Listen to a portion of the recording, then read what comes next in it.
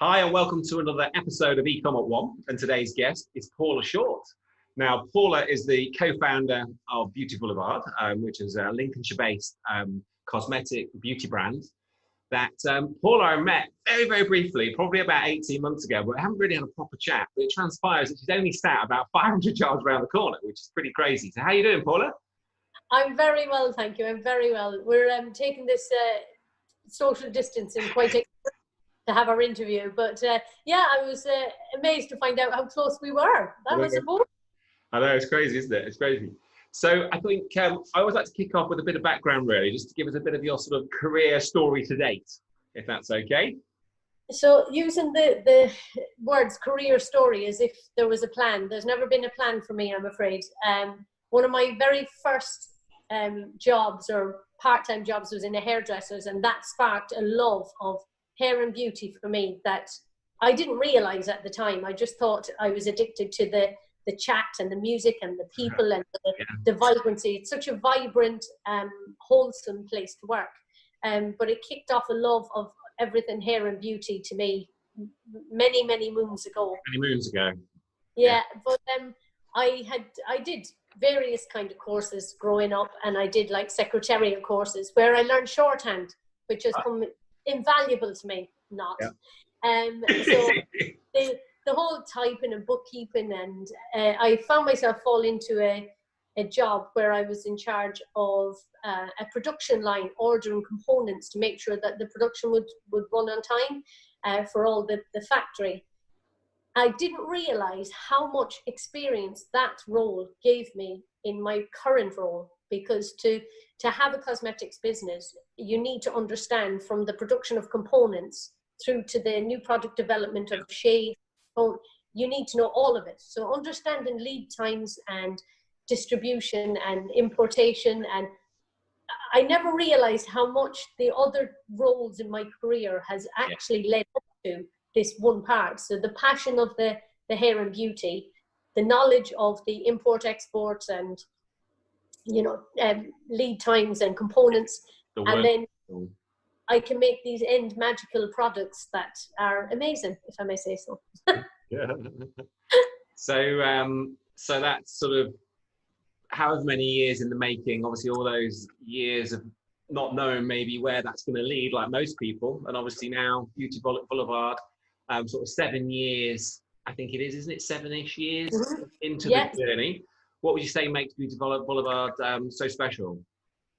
Well, as I say, my career path, if you like, I didn't really choose. I only ever choose things that I love to do. And it's not even like I choose them. I just get excited about something and that's it. My focus is there. And once I have a role that I'm excited and focused on, you couldn't stop me if you tried. It's not going to happen. Because it feels like a call to action, and that's it. I'm doing that. But Beauty BLVD, again, I believe, and this is my true belief, that Beauty BLVD was born out of friendship. And I have a friend, Rachel, who we think alike. We have the same spirit for life. We're optimists. We love nothing better than laughing and just enjoying life. And it was within our hair and beauty salon in Bennett's in Lincoln that we created our first product, Glitter Lips. And that's where Beauty BLVD flourished from, because we didn't even know you needed a company name above that. We were just like, ooh, this would be a great idea. And it was, I say so. And Beauty BLVD came from the friendship between me and Rachel, and having that trust in one another that, together we could do something. There was no plan. We hated the word strategy, hated it.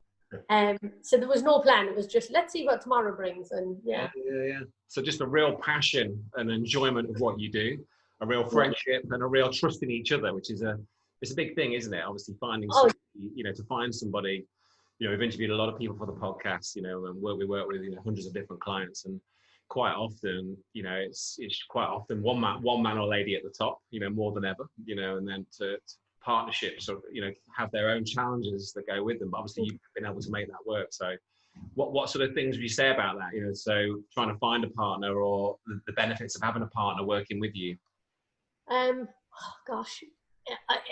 to me, it's personality. The logistics of a business, I don't know, the marketing, the sales, the accountancy, you can purchase services.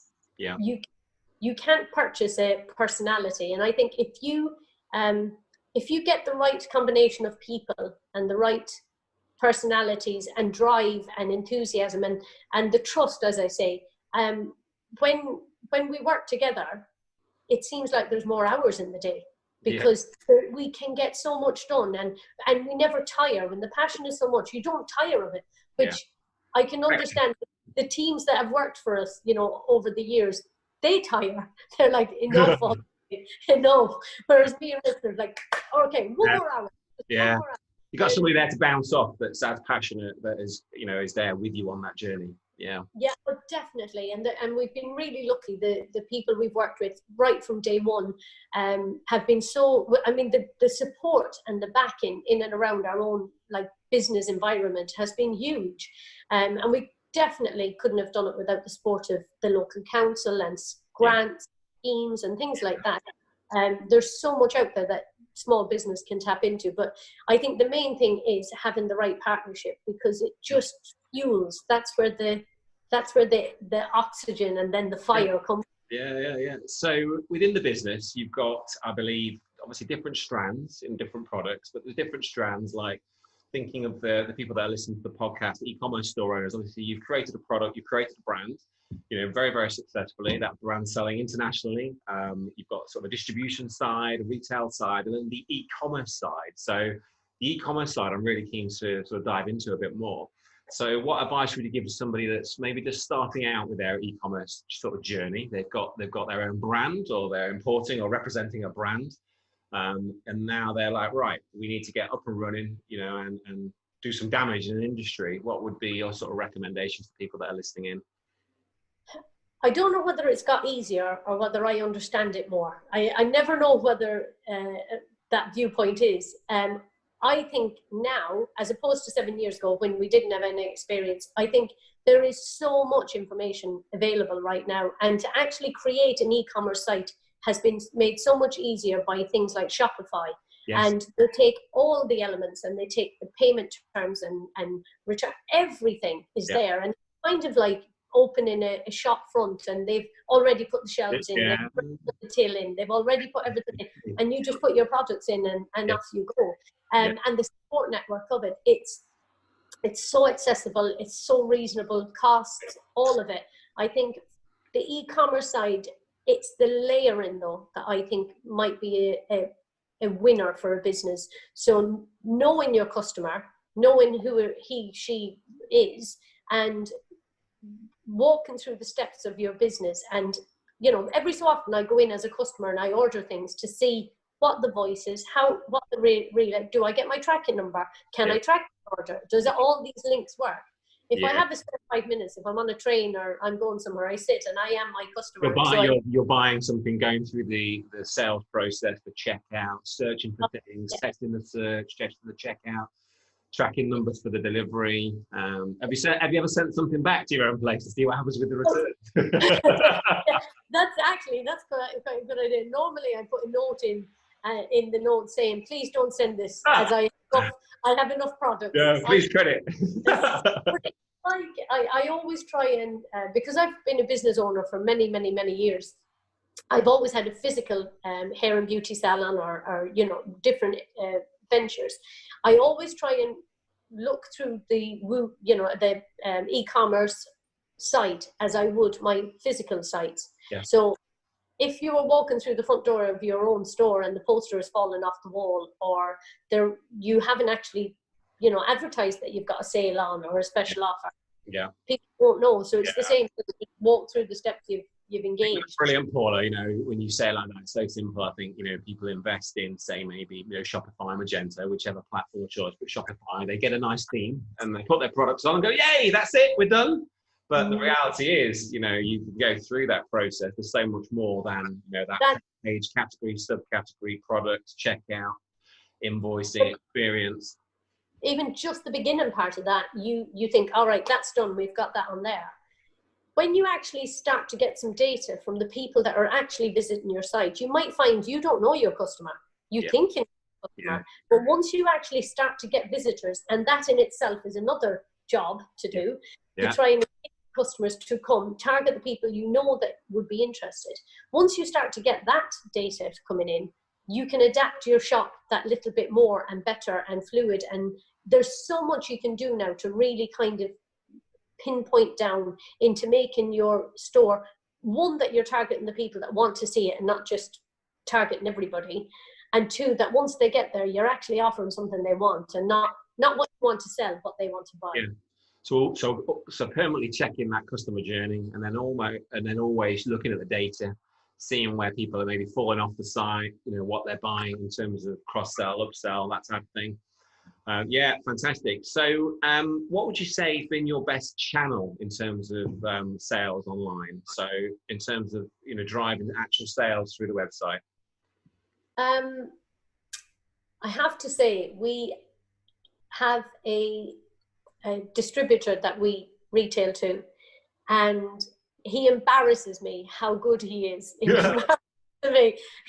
has done many phone calls with me trying to explain his magic potion. I still don't get it. He's superb at what he does, and his sales are more than mine. And your own products, But then that's fine. When you supply somebody who's very good at their job, they will be much better. But we've just taken on a potential new distributor in the Middle East, in Dubai, Saudi Arabia, around there, and they're a very, very large e-commerce site. So I'm actually very excited to see what that one, because it's a different market. Again, it's a market, we've been in some stores out there, Debenhams and things, but to actually hit the e-commerce side of it there, I'm so excited to see who our customer is there, because it doesn't transcend. Your customer in the UK and your customer in the US is not your customer elsewhere. Very different, very different. So what we're saying then is building partnerships with key people that inevitably will multiply more than what you can do on your own, working with key partners that have already got that, say, e-commerce foothold, that retail foothold, that partnership where they've got, I know you do stuff with airlines and things like that. So in terms of building those partnerships, those guys that have got e-commerce stores, they've got their own brand, they've built their brands, and now, what we're saying is, having those strategic partnerships with key people, it's a huge multiplier. One key relationship, can make this huge thing. What advice would you give there for those guys that are thinking, right, how do I get, where do I start? It's like how we met, networking. I think if you go to networking, you just never know where or when. Like, I've been to some really amazing, huge network events, and I've walked away with nothing. And I don't mean that in a I have to have something from everywhere. But you go thinking that the opportunities must be enormous, and you come back and you go, actually, I didn't really get to speak to anybody. And yet I've been at local networking events, and I've tapped into relationships that we nurtured, and we've been working together maybe four years now. And it's not just, once you get on with somebody in a relationship, it's not just yours and theirs, it's who you can introduce them to and who they can introduce you to. And it is, again, back to personality. I've been very, very lucky that I've worked with people that you can speak frankly and you can be honest and open with. So a lot of that comes down to your probably confidence of going out there, networking. But obviously, the reality of life is, you've got to get out there. Oh, God, and sometimes I think, for the guys that are listening in, that can be quite a challenging step, can't it? To go, right, I've sat here in my warehouse and built my brand, and I'm not used to going out and talking to people. That's not, in some instances that goes through people's minds. I think definitely. So, but you will. I think you will never employ somebody who will be as passionate about your brand as you are. And so for you to go to the networking, even if you go and have a nice, pleasant afternoon, a little coffee and biscuits, it's not wasted. You're living life. You're having an experience. But when you have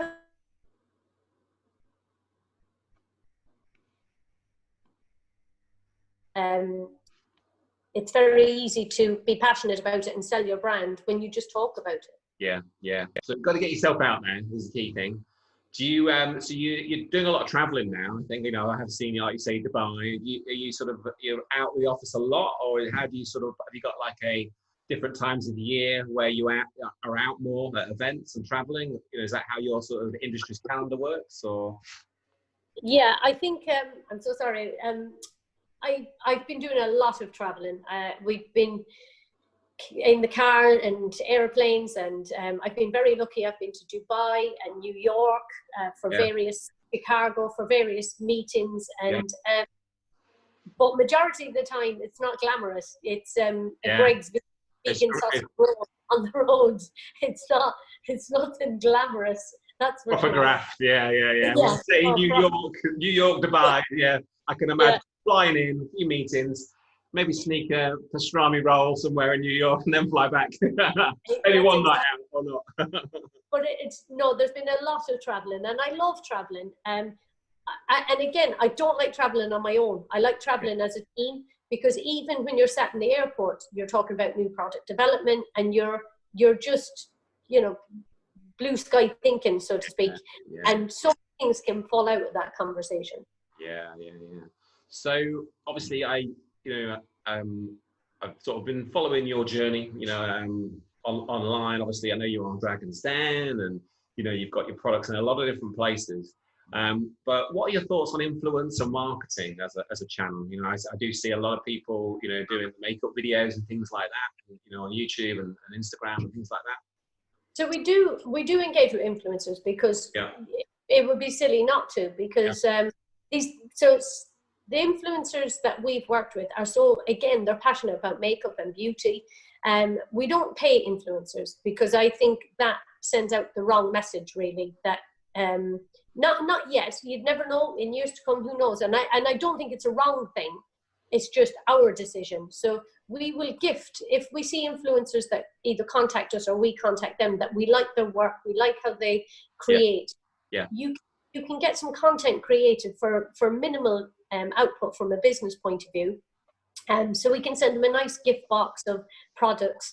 And from that, you get people that are passionate using your products in a way that you may not realize. So that in itself can feed your new product development of how you evolve. And so I think influencers are a great thing. They are a great thing. So they're almost doing a market research for you when they're testing stuff, and making when they talk about a whole new angle potentially, or a whole new, or what it'd be great if they did this, and new product idea. And I know you have, you've got obviously glitter lips, but you've got other products now, haven't you? Talk to me about sort of the evolution of the range, how that sort of come about. Of course. So the glitter lips is very much for people that want to be seen. If you do not want to stand out in a crowd, I do not recommend it. So glitter lips is very much, you will be seen and people will speak to you. So it's definitely not for a wallflower. So from that, we know that's not for everybody. So we created a vegan matte lipstick range as well, called Mattitude. And that's going extremely well. And it's a high luxury. All our efforts go into making our products as luxurious as we can, because they're really high quality, but we don't have the marketing budget that Estee Lauder have. So our money we put back into the products. At some point, we will have to push hugely on marketing, but for now, our influencers and our fans do that for us. And we've brought in a great product called the Molten Metal Glitter Eyeshadow, which we retail on airlines, and that has, I have to say, that has been our biggest market so far, until recently. Tricky times. Gosh, that's hit us very hard, and we're all in the same boat, so we're just treading water for now. But we had huge sales right across Europe with Jet2, TUI, and it just all stopped in March, and it was like, okay, we just let's wait. But it'll be back stronger than ever, won't it?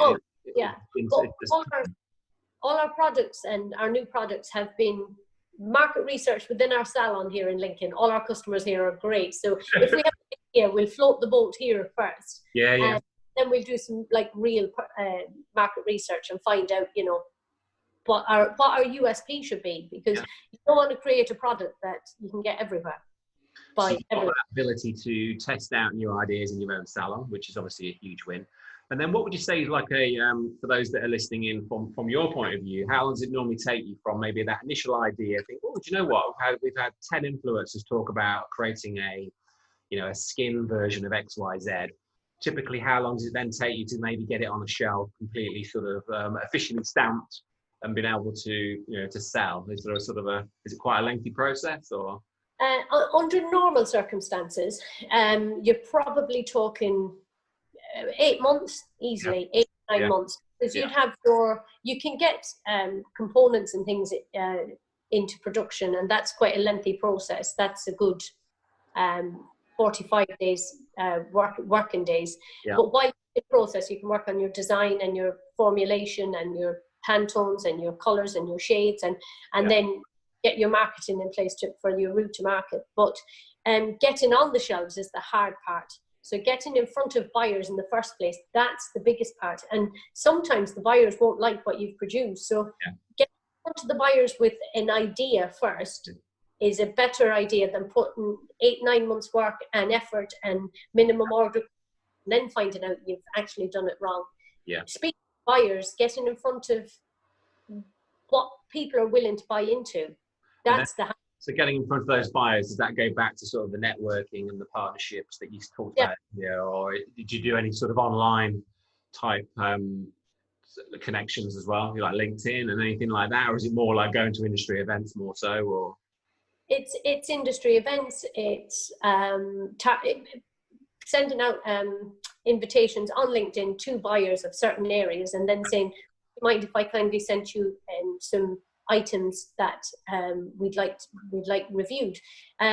It's knocking on as many doors as you can, because you can have a strategy and decide this is where I want to be and this is where my products want to be, but they might not want them long term. So unless you have that conversation with this company that you're aiming for, you won't really know whether it's going to work or not.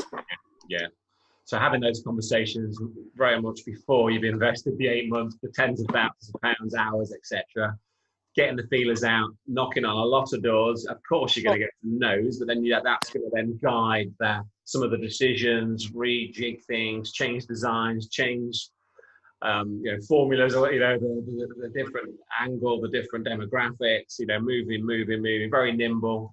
Very, I guess pivot has been the word of the last 3 months, but I guess you're pivoting stuff all the time based on research and feedback and influencers and customers. You can end up with a completely different looking beast than what you started with. But the ideas, you have to keep the ideas flowing, or else it dries up. So having ideas, and they come from anywhere and everywhere. I get together with Rachel, my business partner here in Bennett's, and I'd say 19 out of 20 ideas are rubbish. but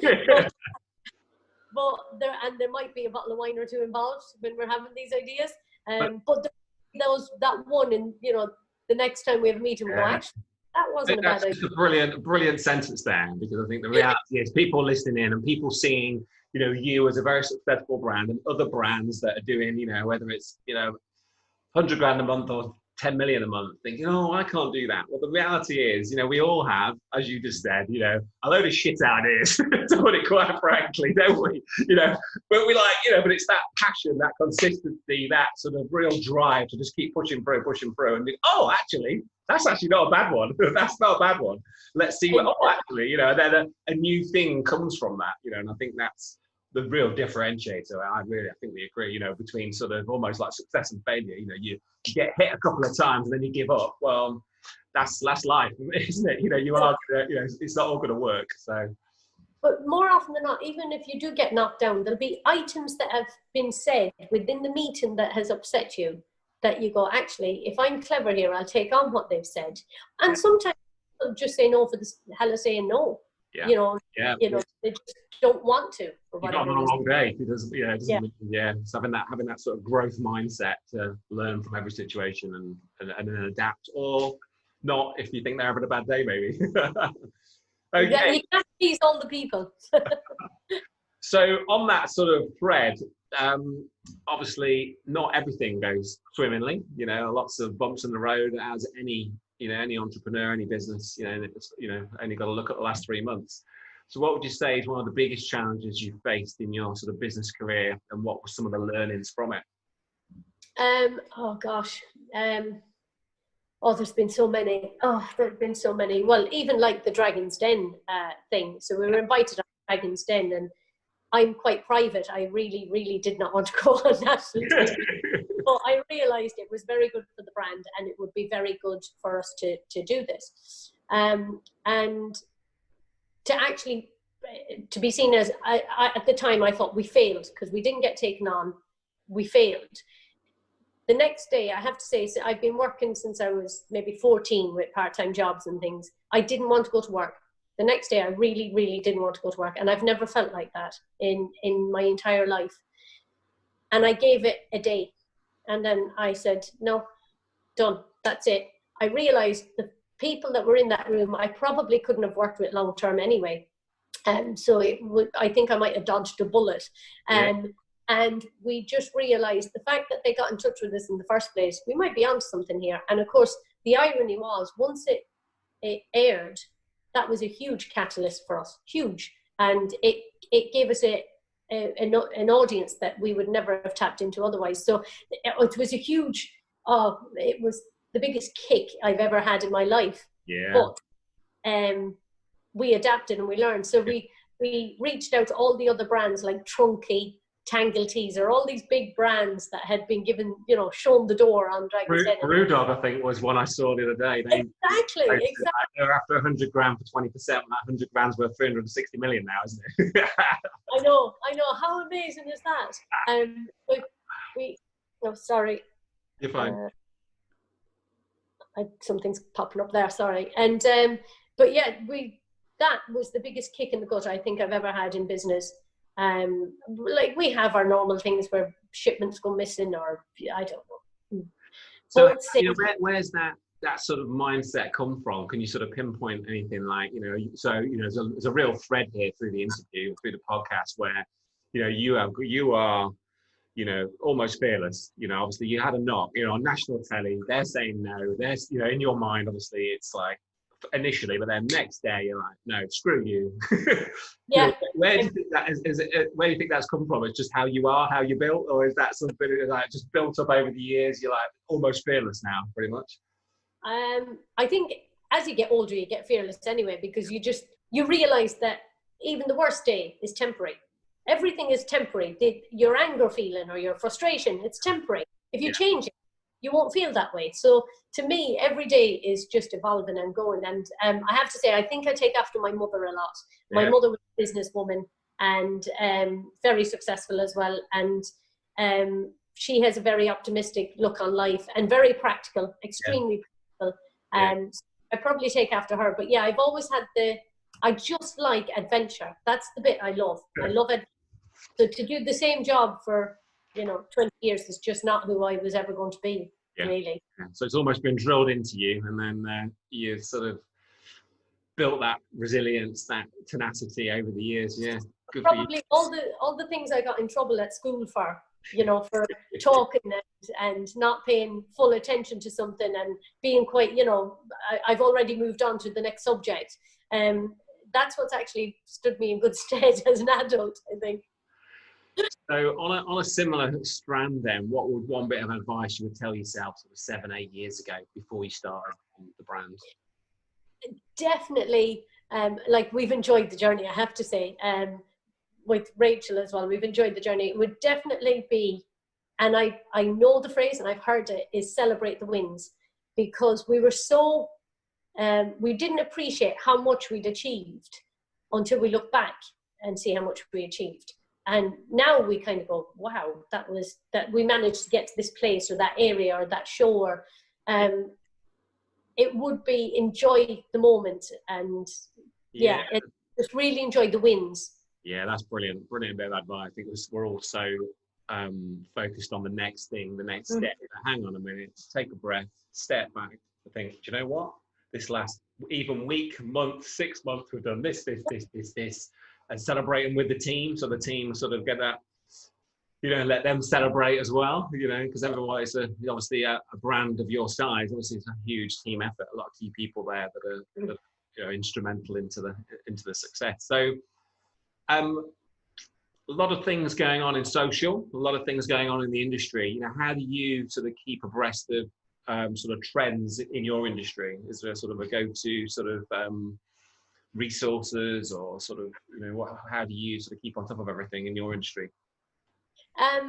So again, it goes back to the influencers. So you can see trends within the makeup looks and how they're used. And I know it's not the same for every brand, but Instagram, TikTok has taken over massively in the last few months with lockdown.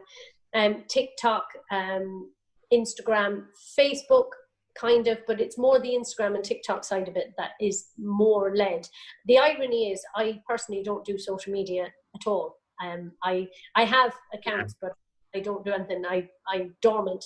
But when it comes to the brand, again, it's knowing your voice and working with people that you enjoy, other brands that you enjoy collaborating with, and seeing how. So obviously this year all festivals are done, so that route to market is gone. So, you know, trying to push festival and going out stuff, it's not going to happen. So we've created festival at home kits, because I think a lot more people will be having festivals in their back gardens. So we've done hen party kits, bride kits, things that everyone needs to party after this, and they need to celebrate the things that they couldn't. So it's knowing how the customers evolving and their requirements, really. So keeping an eye on all social channels. So you, I noticed, obviously TikTok, you mentioned that. So that's great. You've got sort of some of the influencers that you work with, or, you know, influencers, TikTokers that you work with. Have you done any paid ads on TikTok at all? No, I haven't actually. We've only done a few TikTok where we've uploaded other people's stuff. So we send out and then we upload it to TikTok. But we're quite new on it, I have to say. We're slower to the market than I would hope. Yes. But social media is such a beast. There is so many channels with your YouTube, Twitter, Instagram, Pinterest, all of that. So you just have to put your energies where you think it'll make the most difference. And Instagram for us is still one of our bigger. But you won't be catching me on TikTok anytime soon. Not knowingly. Same. I keep threatening my kids. I've got a 13 and a 16-year-old nearly, and I keep saying, right, I'm going to do TikTok. No! I have to be honest, I have done some TikToks with my daughter, and I said, I swear, if you put them on, you're homeless. You're out. Well, I actually wound my kids up day before yesterday, because they have an ads platform, and we're on the beta platform. Literally only last week. So personally, I've not used it yet. You know, not to do TikToks, but to do ads for brands and whatnot. So I said to my kids a couple of nights ago, "Oh, I signed up for TikTok yesterday." What? You know, but obviously for the ads, not to do. My youngest, he does quite a lot of YouTubing and creates videos and whatnot. He's like almost mortified. Head in shame. Okay, well, I think that's been fantastic, Paula. So many great tips there. I think what I always like to do is finish with a book recommendation. You know, it's something that I've always found, especially as I'm getting older, books have been a real sort of inspiration to me. You know, and spending time just quite simply spending 10, 20 quid and diving into a book, and so much knowledge you can get from a simple book. Have you got a particular book recommendation that you would make? I've tried so many. I have to say, I've tried so many. I've tried autobiographies by, you know, famous people, and like Richard Branson. I have to say, it bored me, because it wasn't my life. It wasn't my life, and I just couldn't. You know, I got his spirit. I just couldn't get it. I read Start With Why, and I finished it, and I still didn't know what my why was. You got stuck with that one. I think my why is people. I love people, and that's where my buzz and my energy comes from. But I read it and I thought, I'm just as confused as the first page. So my favorite, I have to say my favorite, and I've given it to my children, and it's an old book, is Who Moved My Cheese?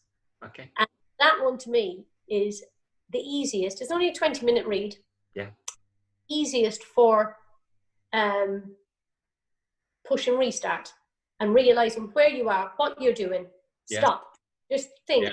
This, you know, hitting your head against the wall because something has changed is not going to change the situation you're in.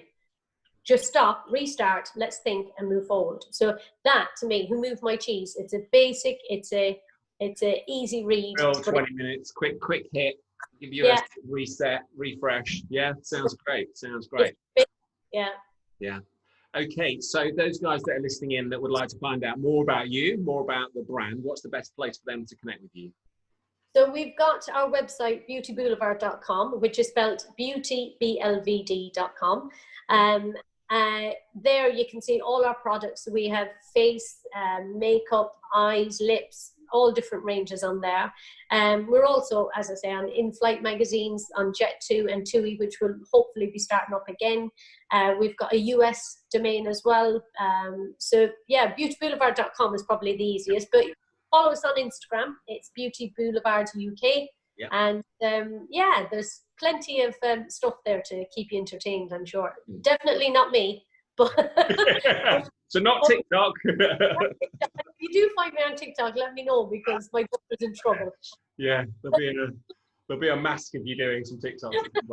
Well, thank you so much for being a guest on eCommerce One, and I look forward to probably catching up with you again in a few months' time and see how